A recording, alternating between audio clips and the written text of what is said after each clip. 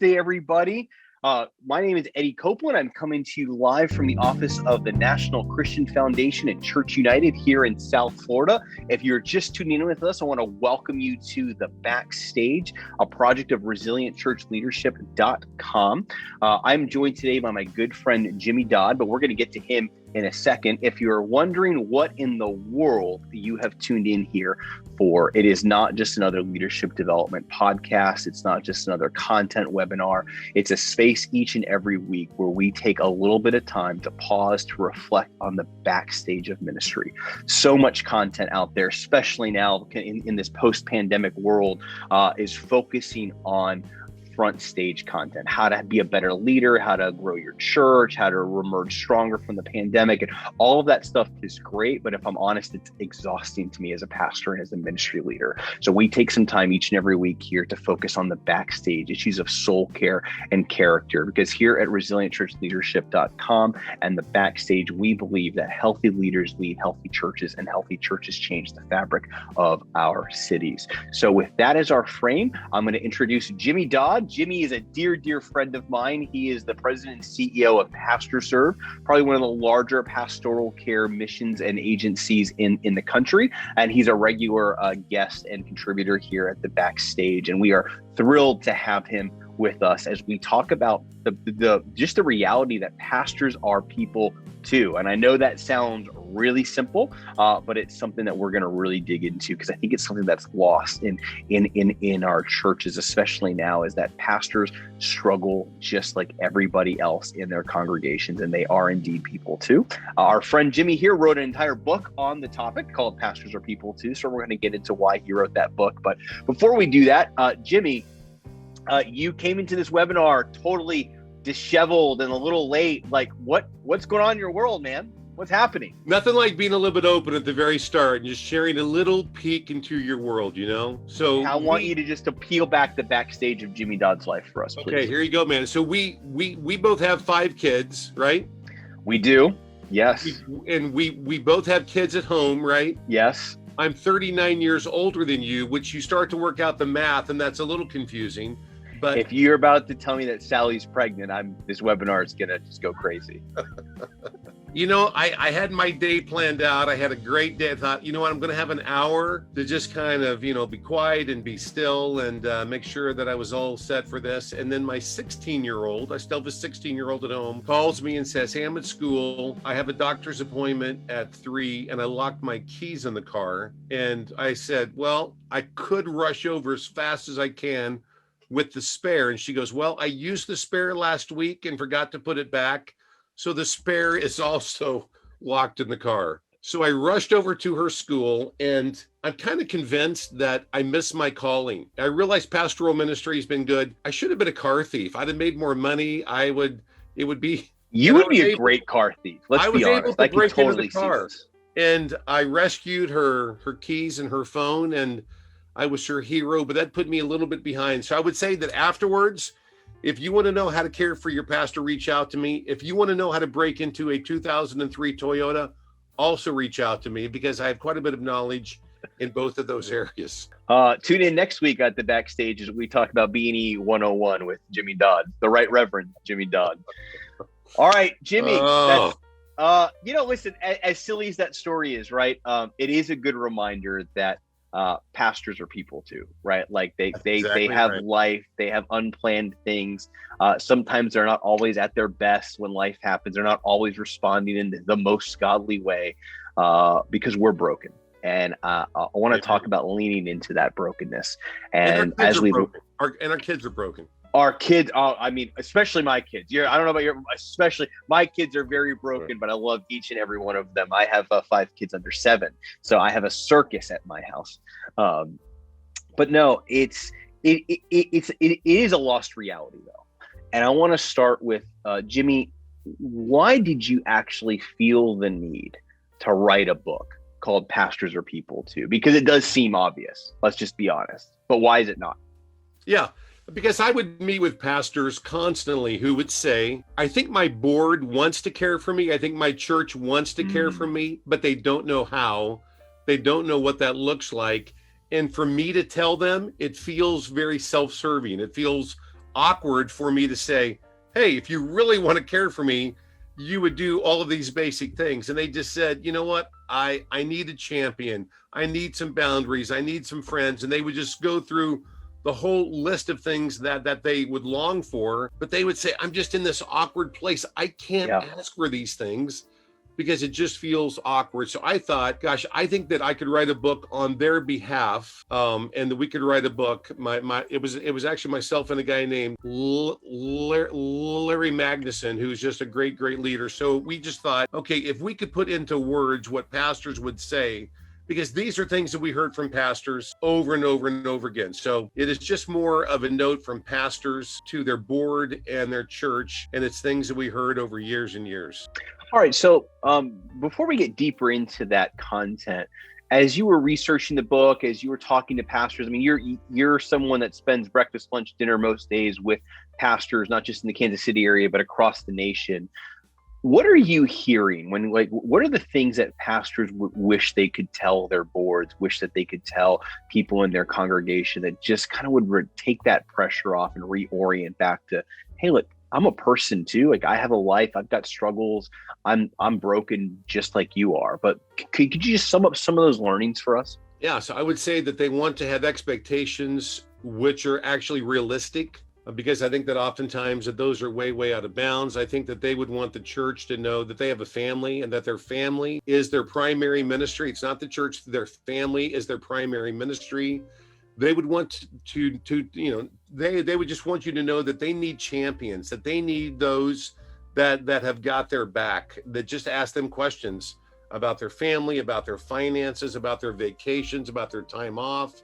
They long to have champions. It's one of those things, I could go on and on, but they long to be in a place where they feel supported, they feel loved, but they feel like they're in the right context to be able to actually thrive in ministry. And for a lot of pastors, it's fear. It's, I can't meet their expectations. I can't do everything that they want me to do.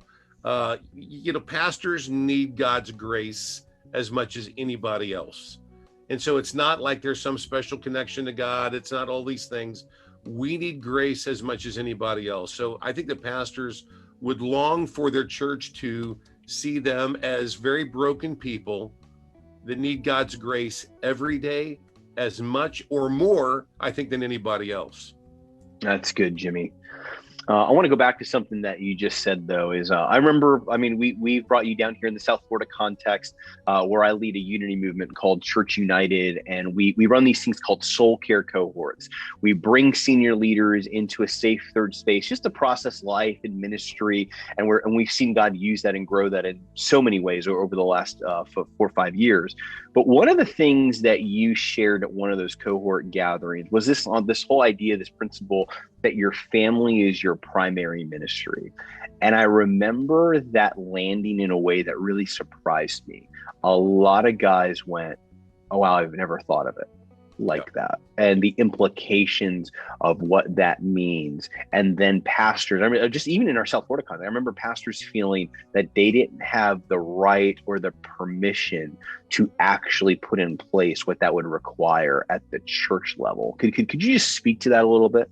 Yeah, that's the call that we have every day at Pastor Serve. It is the most common call. And it's always, hey, I've got my family, I've got the ministry. I'm really struggling because I can't, keep these things in balance. And I feel like I work way too much, or I just don't feel like I have the right balance. Can you help me?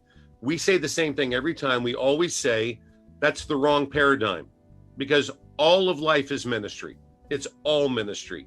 And your family is your primary ministry, which means that when I'm at the church, and I've been at the church for 60 hours that week, and I'm there for one more night, I'm in a long meeting, and I leave that meeting to go watch my daughter play softball. I'm going to go from church to the softball game, but I'm going to go from my secondary ministry to my primary ministry. Pastors long to be told by their church board, we understand that your primary ministry is your family, and we encourage you to care for your spouse, to really make sure that your kids are like actually cared for, because we want your kids to love the church. We don't want your kids to hate the church, as sadly as a lot of pastors' kids do. A lot of pastors' kids hate the church and walk away from the church, because it's like, I watched the church abuse my parents. I watched the church take massive advantage of them. And it was always the church first, and it was never our family. And yeah. No, it's That's a it's short a it's a sad reality, Jimmy. And I'm grateful that there's voices like yours and many others out there that are trying to raise that flag, saying that this is something that must change in the church. Pastors are not superhuman people. They are normal, everyday people that struggle, that have families, and they want to put their families first. And yes, that means putting them above the needs of the church.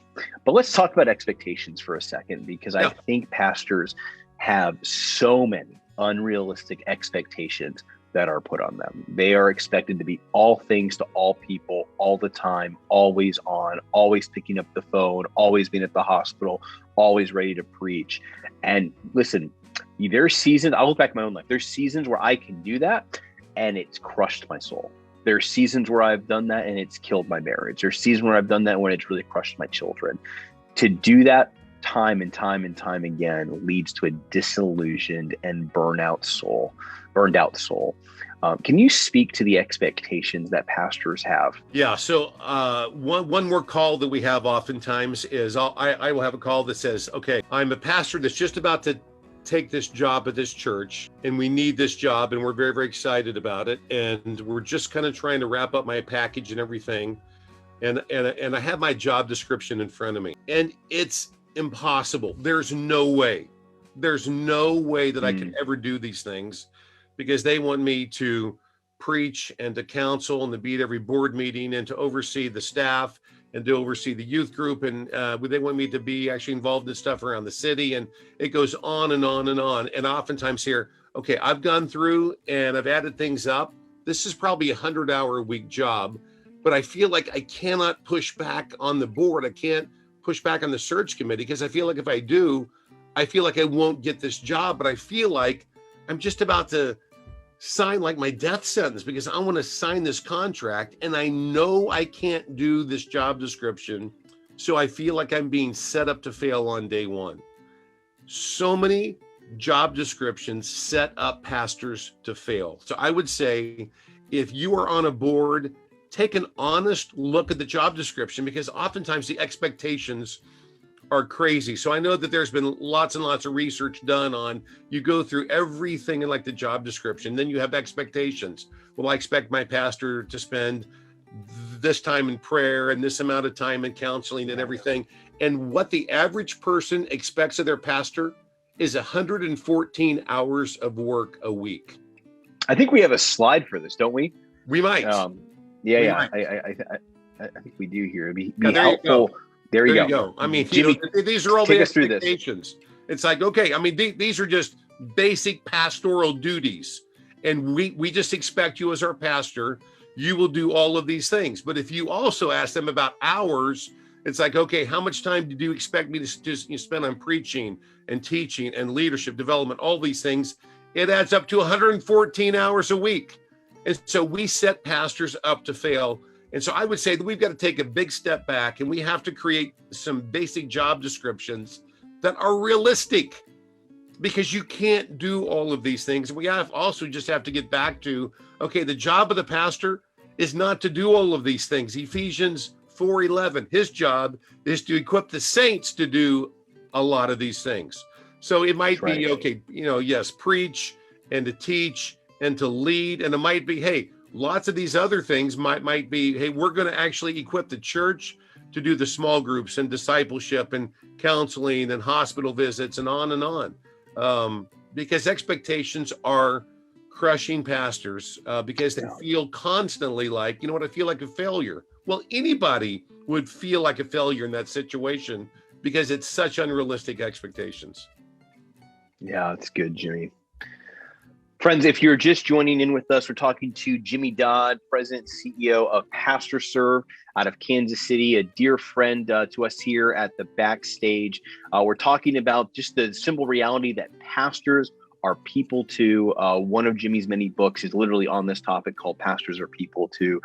We've been talking about the expectations that are often placed on pastors that lead to burnout, that lead to a tired and disillusioned soul. And we're going to talk a little bit about some of the remedies for that here on the show today. If you have any questions or you want to hear more on anything that Jimmy's sharing here, please utilize the chat feature here on Zoom or the comment section on Facebook, and we'll be sure to make some space to get to some questions and answers a little bit later on. But Jimmy, I think a question that jumps to mind for me is it's been a little bit of time since you wrote that book. Anything changed for you? Any new learnings? I mean, even think about the last 14 months navigating a global pandemic in the life of the church and just our cultural moment as pastors and leaders. Anything that you would go back to, I don't agree with that anymore, or I would have said this differently? Yeah, I mean, I think I agree with everything in the book. I would just change a lot of things because it's a different world. Because when we wrote the book, I mean, it's just hilarious because Obama was president. There was no thing as far as, we hadn't heard about George Floyd. We hadn't heard about Breonna Taylor. We hadn't heard about COVID-19. The world has changed a great deal.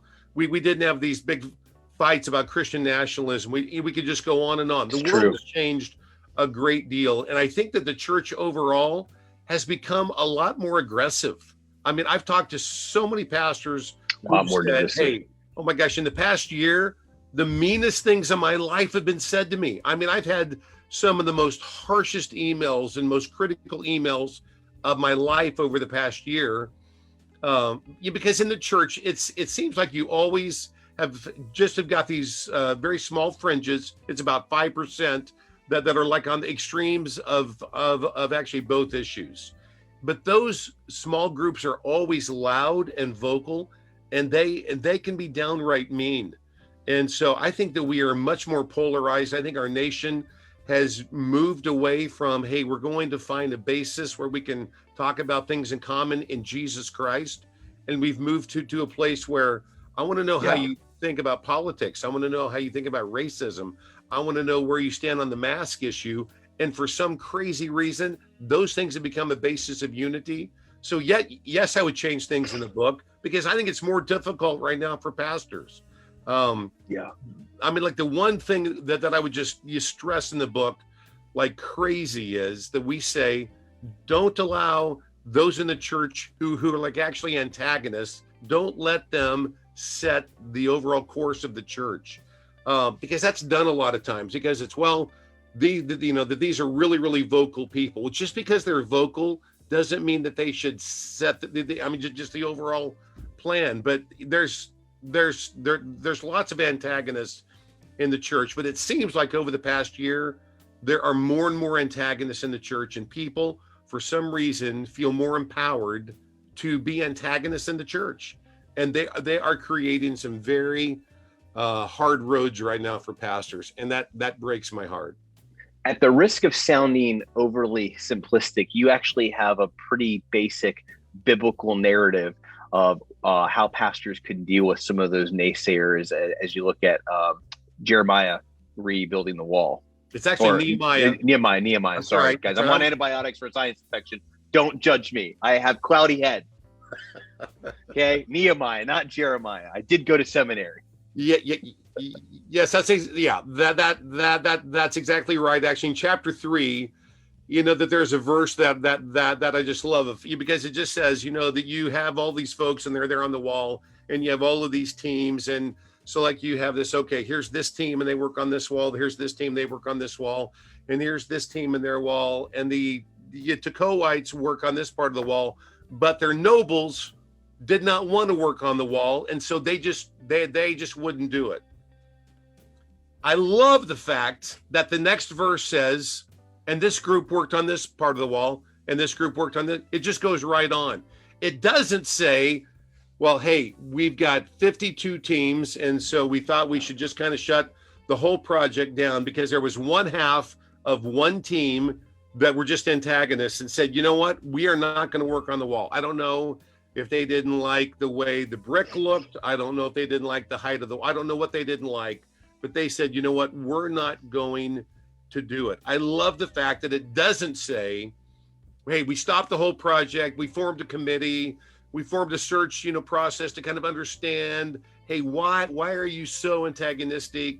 What's going on? It's almost like there's a verse in there that's not actually there that almost says, hey, to heck with you guys.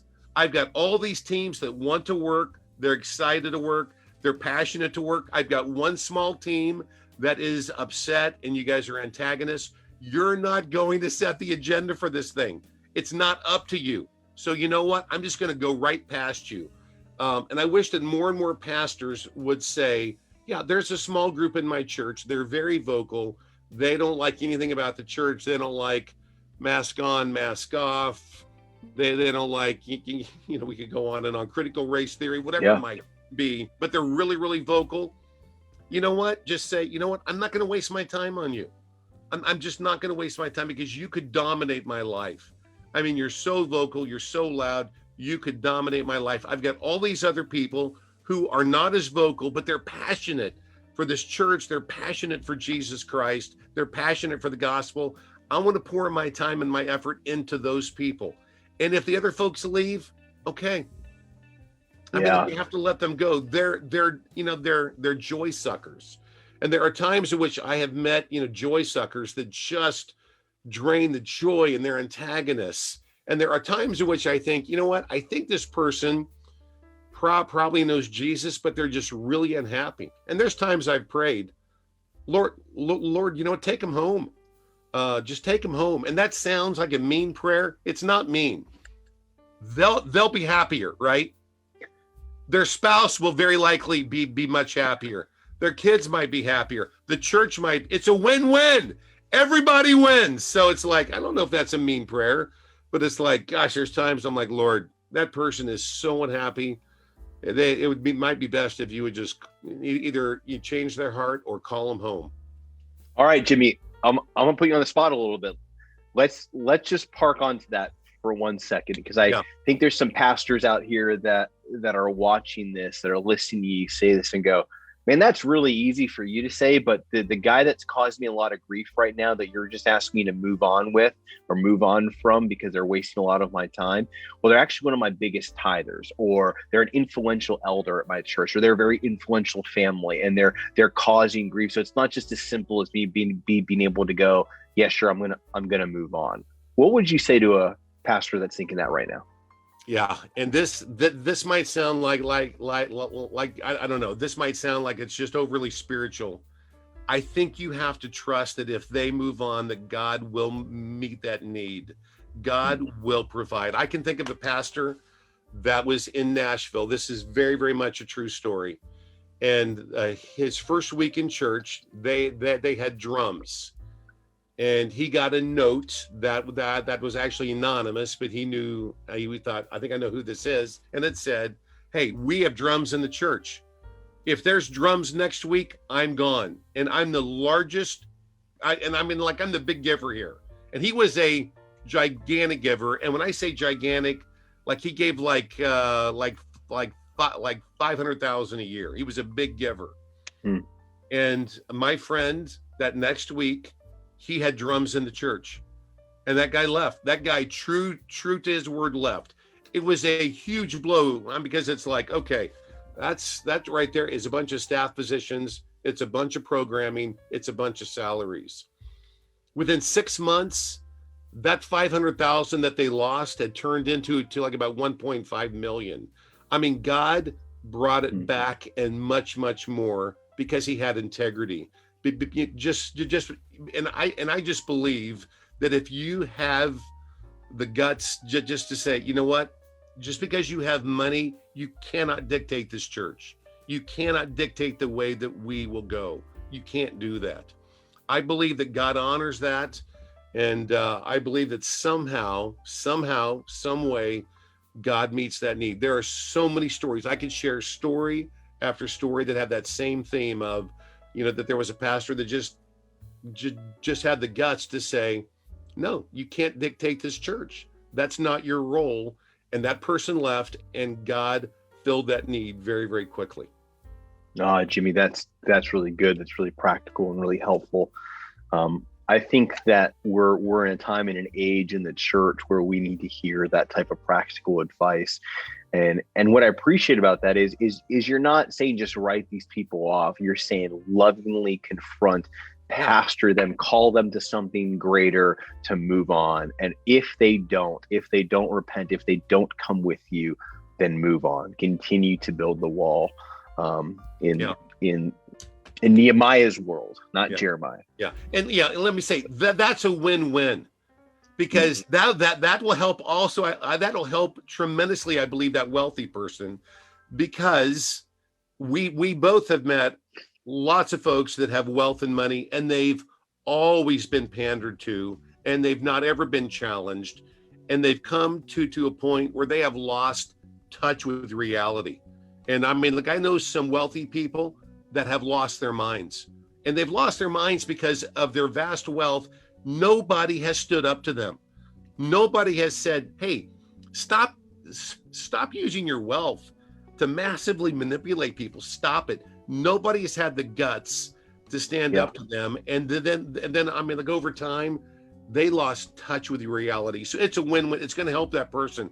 They might leave, but that will help them in life, because they need to be told, just because you have money, everything doesn't go your way, which is hard, I know, but man, you have to stand up to those people. Jimmy, that's really practical. That's really good, man. And if they leave and you need money, you can always steal Toyotas by talking to me after this webinar. I've got a lot of wisdom in that area. There's ways that God can make up the difference. I'm just saying. If you're just tuning in with us or have no idea why Jimmy just confessed to a felony live on Facebook Live here, he right before this webinar had to break into his daughter's Toyota to retrieve not just her keys, but also the spare keys that were locked inside. So more tips on stealing cars with Jimmy after the show. Jimmy, let's go back to your book. As I'm thinking through the frame of pastors or people too, you talk a lot about leaning into brokenness in that book, calling pastors to get in touch with brokenness and leading with a limp, leading through that lens. Can you talk to us a little bit about how that happens? How do you come to a place where you're comfortable leading with brokenness, sharing authentically from the pulpit, sharing your struggles, not just, hey, this is willy-nilly, here's every deep, dark sin of my life, but through a process of vulnerability and authenticity, getting to a place where you literally are preaching out of that place of true, authentic vulnerability? Yeah, that's very, very much about my story. That's very much my story, because I pastored for about 18 years, and my last church was a church plant that grew, very quickly, and God was very gracious, and we got on the map of lots of groups because very quickly we had a very big mission budget, and so we gave a lot to church planting. And so I mean, like, when you're a church that's new and you have a large mission budget, people are like, man, how did you create a huge mission budget that fast? And so we got on the radar, and if you're on the radar, it means you get to do things and you get to be on boards and speak at events and things like that. But I had massive amounts of fear, because my fear was always, okay, I'm up front here, but if you really knew me, you know what, you wouldn't like me. And you really knew I steal cars.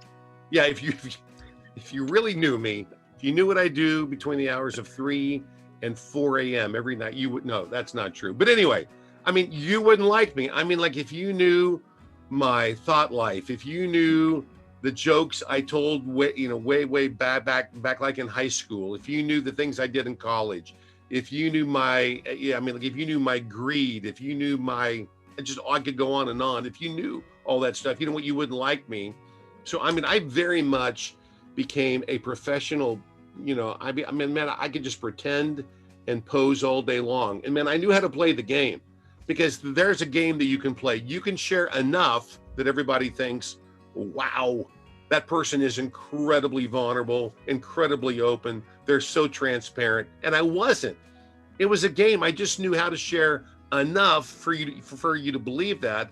But I'm not going to share all the dirt. I'm not going to share all of the junk that's way, way, way down deep. And so it's just that life that just goes on. And everybody assumed that my life was great because we have a good front stage in our church. The front stage looks great. We have great worship, strong preaching, strong leadership, all those things. So so like you see a strong front stage and you make assumptions about the backstage. And my backstage was a mess. My marriage was not good. My kids were not good because I found my self-worth in the church. Because I found my worth in, when I want you to like me as a pastor, I want you to think I'm a strong leader. I want you to be pleased with the job I'm doing. So I want to work stupid hours and I want to make some bad decisions, which means I'm not going to be at my girls' softball game. I want to be there at the church just that one more night. And so there were things I should have done with my wife and my kids that I missed out on because I was so consumed at the church. I was just so consumed with, I want you to like me. And so there was just massive amounts of fear. And so I believe I knew way, way, way down deep I was broken, but man, I would never admit that. And then God brought, like a bunch of wake-up calls. The big call was my son, who at that time was like 12 years old, said, hey, I don't know what I want to be when I grow up. I just don't know what I want to do. Okay, that was interesting information, but I know what I don't want to do. I don't want to be a pastor. It's the last thing I want to do. And when your son looks at his dad, you want the son to say, gosh, Dad, I'd like to be like you when I grow up. And he was like, the last thing I want to be when I grow up is you. It's the last thing I want to be. And that was a wake-up call. By the way, God's amazing grace, my son, who's now 33 or 34, one of those, he's a pastor and he's thriving as a pastor. But man, it was a wake-up call for me. And so I thought, okay, there's something really wrong here. I really don't actually understand my brokenness. And so I reached out to 5 just amazing men and said, hey, something's not right in my life. My heart feels very small. It feels very shriveled. And man, these guys spoke gospel grace to me. And they spoke to me about my brokenness. And they spoke to me about my self-worth is in Jesus Christ alone. The fact that I need to say, okay, my worth is not from the church. My worth is not from strokes I get. My worth is not preaching. My worth is the fact that Jesus Christ loves me, cares for me. He won't leave me. He's adopted me. He's proud of me. I'm his. And just when I begin to actually believe that, and the guy that had a big impact upon my life, his name was Jack Miller, a guy that went to be with the Lord probably 16, 17 years ago. He would say the same thing to me every time I saw him. He would always say, hey, Jimmy, cheer up. You're worse than you think, but you're more deeply loved by Jesus than you will ever possibly comprehend. And man, that's the gospel. You are more broken than you know. You're more broken than you will ever admit to anybody. You're more deeply loved by Jesus than you're going to ever know. And that had an impact upon my life. He taught me about repentance. He taught me about repenting of the sin behind the sin, not just to say, okay, Lord, I'm sorry that I did this, but just to start to dig down and, that there's this big emotional, big funnel oftentimes we say, and how can I start to work down that funnel by saying, okay, I want to confess the sin behind the sin. And then what's the sin behind that? I want to get down to some really root issues in life. And that for me was life-changing. And so I think as a pastor, you have to just embrace your brokenness, because as I've said 1,000 times on this webinar, Satan has a small toolbox. His main tool is this. He whispers lies in our ears and we believe those lies. And his number one lie is, don't tell anybody your secrets. Don't actually share your heart, because if you do, they won't like you. Because if they knew all the stuff you struggle with, they will reject you. That's the biggest lie in the world from Satan.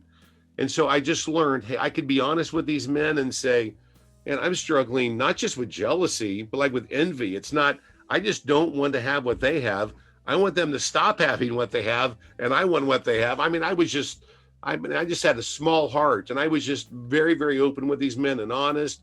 We talked about lust. We talked about greed. We talked about everything under the sun. And I just began to believe the gospel. I began to believe, you know what, I'm a broken person. And the freedom that brought to stop defending myself was staggering. It was absolutely life-changing. And I mean, I knew that my life had changed when I helped a pastor, and the pastor's wife did not want the pastor to actually be helped. She was angry. She was like, my husband is a dirt bag and I don't want you to help him. And I said, well, I kind of feel like Kind of what I do. yeah, that's kind of what I do. And I mean, she was just like, well, you shouldn't help him. And then she just, she just tore into me. You're a terrible person. You're a liar and you're a cheat. And she just had this long list. And I just listened, and without trying to joke or I just said, is that all you got? Because it's a lot worse than that. I mean, I could give you a lot more on your list, and you could call my wife, and there's a lot more on the list. I'm not here because I have my life all together. I'm still a broken person that needs grace every day. I'm here because I've been called by God to do what I'm doing. It doesn't mean I have my life together. I am very broken. I'm as broken as the next person. And it was the most freeing thing in the world, because I don't have to pretend that I'm a great person, because I'm not a great person. I'm a broken person. I still have issues in my marriage. I still have issues in my parenting. Although today I better not have issues in my parenting, because I rescued my 16-year-old daughter. So I should be the hero today. But tomorrow I will have issues once again in my parenting.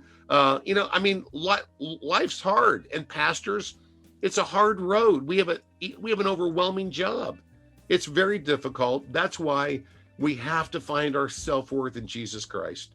That is absolutely the basis of everything that we have to do. Friends, I just want to encourage you, if you're listening to Jimmy, just that beautiful rant he just went on for the last 5 minutes. Sorry. Talking about talking about the life that he found when he got in touch with his brokenness. That there is life on the other side of getting radically honest with the struggles of our own heart.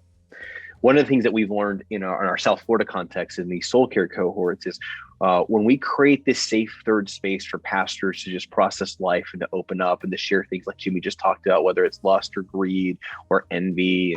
And these pastors are not confessing. I get asked this all the time. Are they confessing? Like, not every pastor is sleeping with their secretary, right? And like, no, but they do struggle with lust, but they do struggle with greed.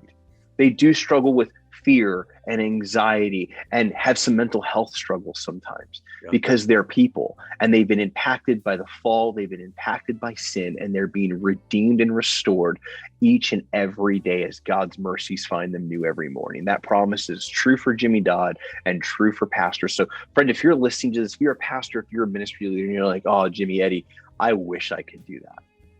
I'm encouraging you to walk into that, to step into that.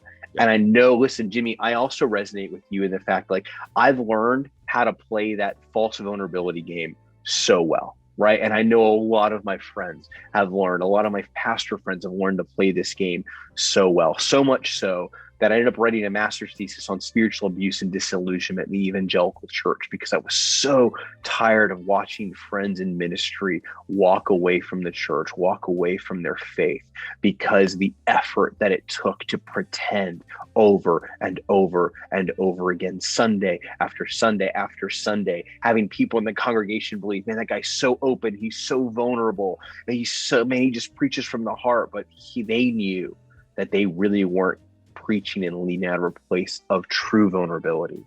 It crushes your soul. It disillusions your soul, and it's not conducive to your flourishing. And it's for sure not going to keep you in ministry for a long time. What I'm trying to say, friends, is it's not worth it. Amen. Don't do it. Listen to what Jimmy is sharing and trust that the Lord will meet you. There is life on the other side of this. And that's good. Jimmy, I want to go back to, I want to actually just park a little bit more time on this whole idea of false vulnerability. We've talked about this offline. We've seen this a lot in the life of the church. I'm actually seeing more and more of this whole idea of false vulnerability. Like, it's increasing, right? People, especially younger pastors, my own generation of pastors, we're really good at playing this false vulnerability game. What would you say to a pastor or a ministry leader right now that feels stuck? That says, I don't know how to break out of that, because if I really did lead out of a place of vulnerability, I'm going to get fired. My elders are going to say, maybe you shouldn't have this job. Yes, I think it's extremely important to have probably two good friends. And listen, one of them is not your spouse. Okay. I mean, like, it's not your spouse, but like two really good friends, and you take a risk with it. Now, it might not be like anybody in your church. It might be that you have some, I mean, like some old friends or some friends actually out of state. I don't know where, but that you have at least, but I mean, like, at least friends that know everything about you. Know everything about you. There's no secrets. And you take a huge risk and you say, man, here's my financial life. Here's my sexual history. Here's my thought life. Here's everything. Because it's amazing if you share everything with just one person, so much of the weight comes off your back. And I can say that I have two very good friends, Wesley and Wade, and that, you know what? They know everything about me. I mean, I've shared everything with them. There's no secrets. There's no secrets. And secrets crush pastors, especially if you have a big secret. Because if you have a big secret, every morning when you wake up, I know what the first thing on your mind is. It's always, is today the day that they find out my secret? And that weighs on you. And it begins to weigh you down. That crushes your spirit. And so it's the most freeing thing in the world to say, I mean, it is a freeing thing to say, I have no secrets. I mean, these guys know it all. And listen, there's some terribly embarrassing things. There's some really embarrassing that's like, oh man, I don't even want to go here, but here's this piece. And you know what? They embraced me, and they love me, and they care about me. And that lie from Satan, hey, if they know you, they won't like you. That's a lie. Listen, I've shared lots of my life with Eddie, and you know what? He's still a great friend. He's probably actually a better friend because he knows a bunch of dirt about me, and I know a lot of dirt about Eddie, and I respect him even more. You cannot believe that lie. So I would say you've got to take that risk. Now, Jimmy, go ahead. I once took that risk and shared a big secret with you, and you started cracking up, and you're like, Sally, he gets his wife. He's like, guys, you got to hear this secret that Eddie has. Listen to this. Now that makes me sound terribly insensitive. It is kind of a funny secret. It's nothing. That's nothing crazy. Maybe you should share it. If you're listening to this, friends, I did not graduate from high school. I dropped out of high school. I have a GED because I was chasing after my high school sweetheart, who is now my lovely wife. Yes. But you still got into Moody. Thank you for understanding. I have 2 master's degrees now. I've moved on with my life. But for years, I carried this secret that if you only knew, because I'd concocted a whole story of how I graduated early and blah, blah, blah, blah, and people started to believe it. But the reality is I knew that wasn't the case. And as silly as this story was, I had Satan whispering in my ear, they're going to find out. They're going to find out that you're a fraud. They're going to find out that you didn't graduate from high school. They're going to find out that you're really a dropout. And the shame that I carried, even though I went on and graduated magna cum laude and all this accolades and all that, but even that, the fact that I chased straight A's in grad school was not out of a place of, I like this. It was out of a place of shame. And I wanted to prove to myself that script wasn't true when that lie was just being whispered in my ear all along. And the truth of the matter was the Lord was cracking up at that story and goes, I still love you. You're still my beloved son. And look at what I've done for your life.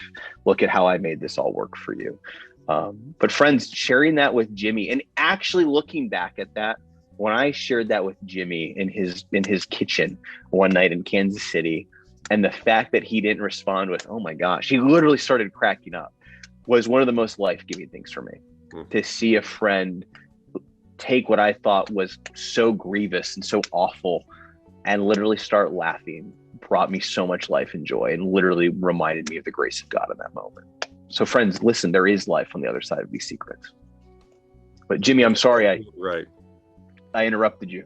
Yeah. So, I mean, so I had a call from a pastor, and he said, all right, let's meet and talk. And I said, okay. And he said, now. And I said, I mean, like, are you in Kansas City? And he said, no, like I'm actually in California. I'm like, well, I'm flying to Denver tomorrow morning because I speak there tomorrow night. And he said, you know what? I will fly there and meet you. And I said, you'll meet me where? And he was like, I'll meet you at the airport. I'm like, dude, that's going to cost you a lot of money to fly to Denver on one day's notice and spend like an hour with me. And he said, yes.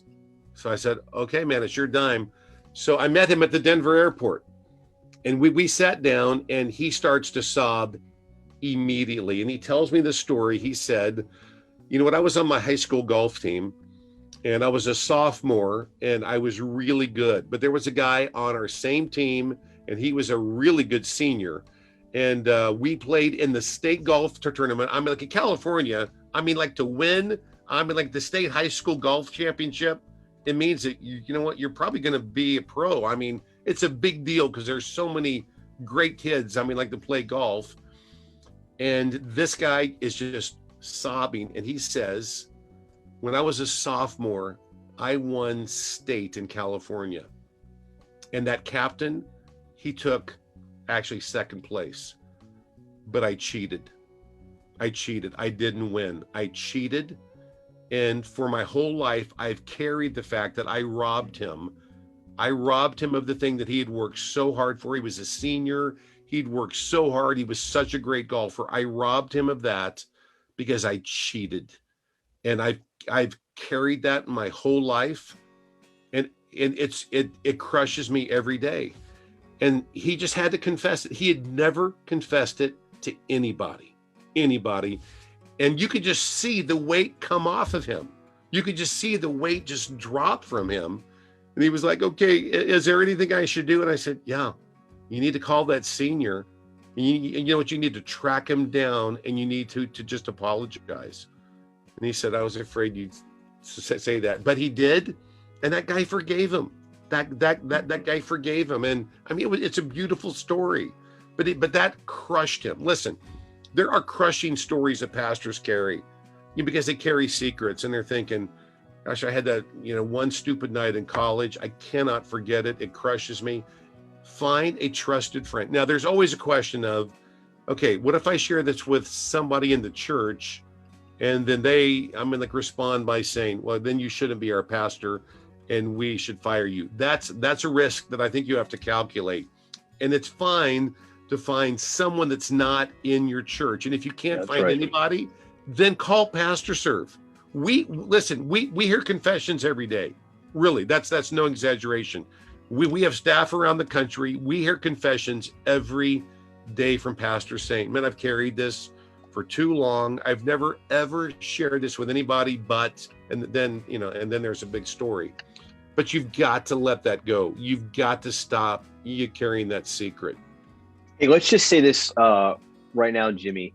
Friends, if you're listening to this, one of the things that we offer to you as a listener of the Backstage here and as part of this ResilientChurchLeadership.com platform is we've partnered with Pastor Serve to offer you 2 completely complimentary full counseling sessions with someone on Jimmy's team. If you don't have a safe place to process something, if you're struggling, or if you just need to vent or just kind of process some thoughts about where you're at when you think about your backstage, when you think about soul care and just the real realities of your spiritual or your inner life, and you don't have that safe person, please, or that information's on our website, ResilientChurchLeadership.com. Take advantage of that offer. Jimmy's team, he's got wonderful men and women from all kinds of denominational traditions and backgrounds standing ready, willing to just talk with you and point you to that next step. But pick up that phone and call today if that's you. There is life on the other side of those secrets and those lies that Satan whispers in our ears. So that's just my shameless plug here. Jimmy, in our last 10 minutes, we've gotten 2 good questions that have come in that I want to address. And the first is around this idea. You're starting to talk about boundaries and how to really know like what to share, when to share, how do I integrate this into the pulpit? If someone is approaching burnout, if there's a pastor that is about to enter into just like, I just don't have life for this. I'm not saying I'm not called to be a pastor. I'm not saying I don't want to be here, but I just don't have life for this in this moment. How do they begin to share that with their elders or their leadership team was one of the questions we got. Yeah. So like if you feel burned out and drained and you feel like, man, I don't have energy. I feel like I just can't go on. I just feel overwhelmed. The first thing that you need to do is go have a physical and make sure that there's nothing with your health going on. That's the first thing we always say. Go have a physical, because you can't believe how often it's, okay, I had a physical and I learned that I'm low on my testosterone, or I'm low on my estrogen, or I'm low on whatever it might be. If you're a man or whatever it might be, go have a physical and just make sure that you're healthy. Because so oftentimes it's, man, I had this health issue and I did not even know. There are pastors around the country that say, I'm so grateful to pastor serve because I'm a diabetic and I didn't know it. And they said, you have to get checked. There are about 2 to 3 pastors that say, pastor serve saved my life, because I went and I learned that I actually have cancer, and they were able to start treatment. It saved my life. So I would say first, if you just feel like, man, I don't have energy, I can't get going, my head is just stopped. I mean, first of all, get a checkup, because you just because you just don't know. And then I think you just need to go back and go through, I believe, your schedule and find ways to speak with your board and elders and say, listen, I've got to drop some things, because I can't do all of these things that you want me to do. And I feel like I just feel like I'm just on the edge of burnout. And so I've got to make sure that I care for my own soul. To do soul care is not selfish. It's the wisest thing in the world. You've got to slow down. You've got to take care of your own soul. You've got to do soul care, which we talk about here every week. So like if you're thinking, I don't know what that means, we've had lots of webinars that you speak about soul care, and Mindy has spoken lots and lots about soul care. You need to slow down and you need to care for your own soul. And you need to have, and I tell you what is so key is it's just amazing that if you're in the midst of burnout, the thing that I hear just over and over again is, if I had one guy on the board, or not one guy, but just a person on the board that I knew was my champion, it would take so much of that weight off of me. Pastors long to have just even one champion that is just, they champion you. They're asking you the hard questions. You know they have your back.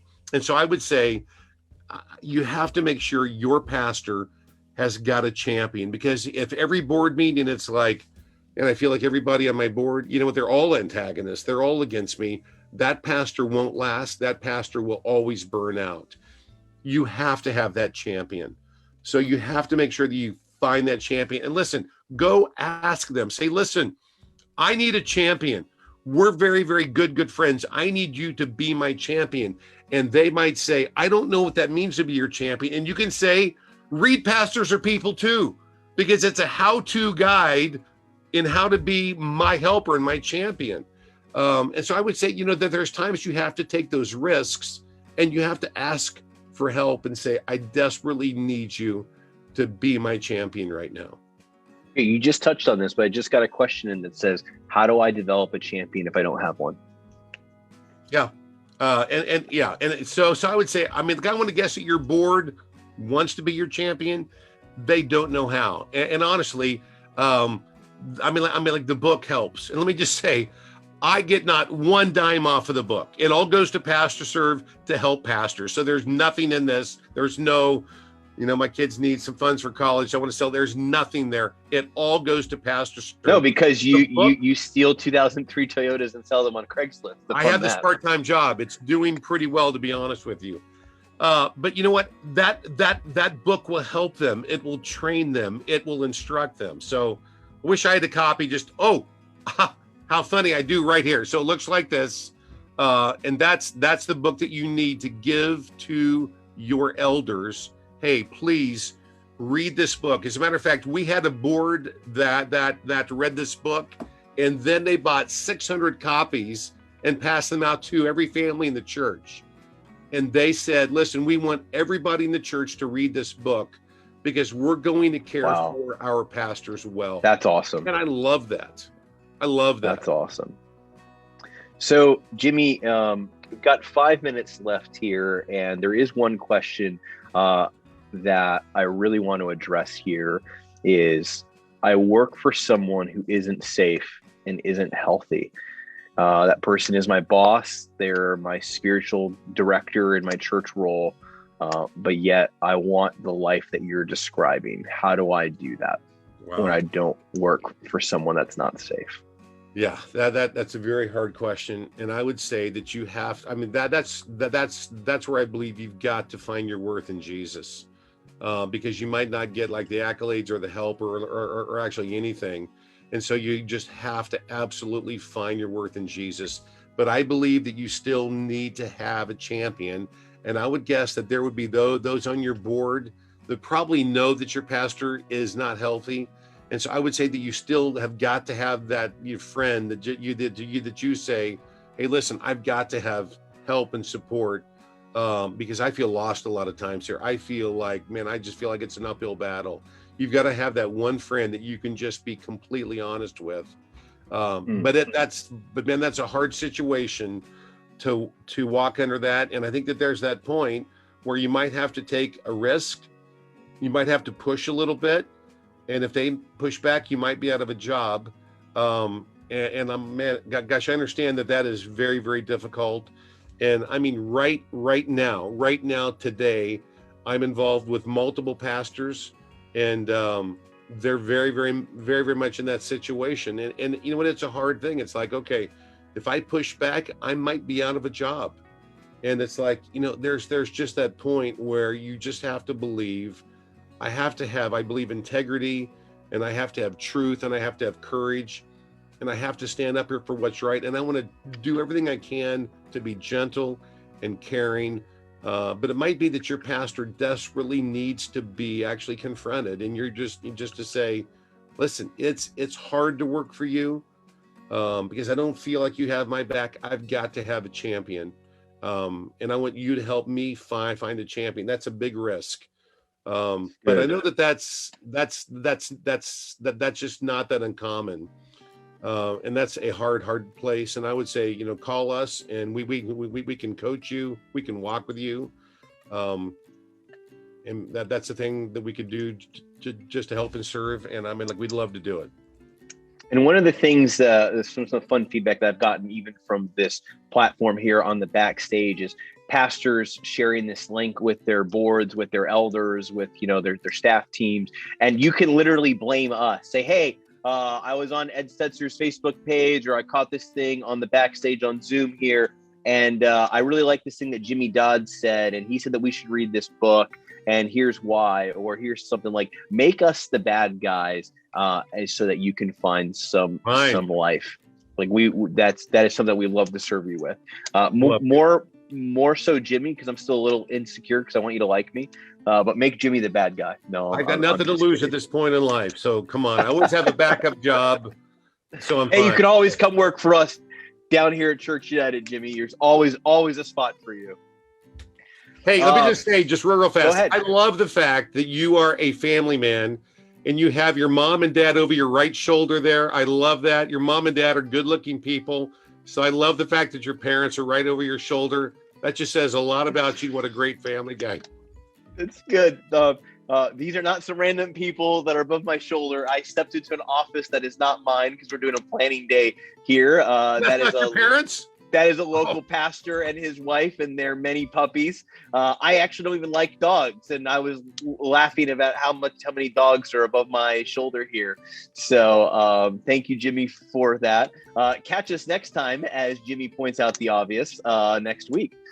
But friends, listen, it has been our pleasure to just open up this conversation with you for this hour, just to talk about pastors or people to breathe some life and to bring some humor into what is a very difficult job. And friend, if you're listening to this, if you're a pastor, if you're a local ministry leader, know that the Lord is with you, that he is proud of you, that he is the one that establishes you. It's not your elder board. It's not your big tithers. It is the Lord that roots you, the one that has called you and establishes you into ministry. And when you lead out of that, you find the freedom. When you lead out of that identity, that you're a daughter and son of the King of Kings and Lord of Lords, you find the freedom to step out and to create boundaries. You find the freedom to step out and say, listen, my family is actually my first priority in ministry. And yes, I am broken. And yes, the Lord meets me each and every Sunday. So friends, if that's life-giving to you, I invite you to join us here next week and week after week after week as we just talk about the backstage of our lives, because we know that so much content, so much focus is focused on the front stage of our ministries, where really the biblical lens of leadership development and character speaks to the backstage being the thing that calls us and establishes us here for ministry. So thank you for taking this hour with us. Jimmy, thank you. It is a pleasure to have this conversation. Thank you for your book and your many books that are serving the church, that are serving pastors, but this one in particular, Pastors Are People Too. A link to that will be on our website and to the many other resources that we mentioned here. Friends, we will see you next Thursday, 2 p.m. Eastern Standard Time here at the Backstage. We'll see you next week. See you, Jimmy.